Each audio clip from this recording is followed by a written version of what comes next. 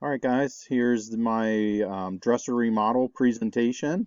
This is just an example for you guys to see what I'm looking for if you decide to do a screencast. So this is a dresser remodel completed by Amber Nicholas.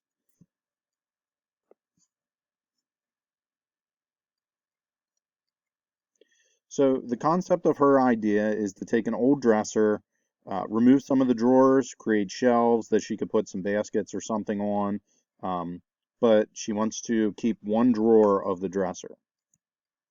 So I don't know if you guys remember when I did my scavenger hunt, this was one of the things I came across as I was rooting through my shop. It's been sitting in a corner.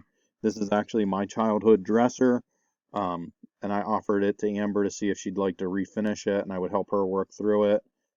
So some of the things that we identified that need to be done, the entire surface needs to be sanded. We're going to cut off the legs to make them even. Um, we're going to stain the top, the one drawer front that she wants to keep, and the frame, and then she wants to prime and paint the panels both inside and out on the sides and the back.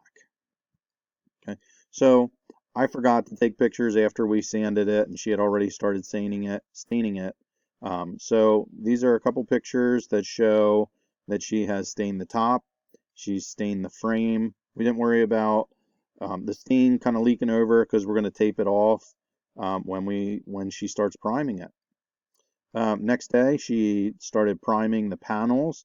So you can see that she used some painter's tape, taped up the panels, and this is just a primer, so it's white. I think she's going to add a color to it, but this is her design, so that's where she's at right now.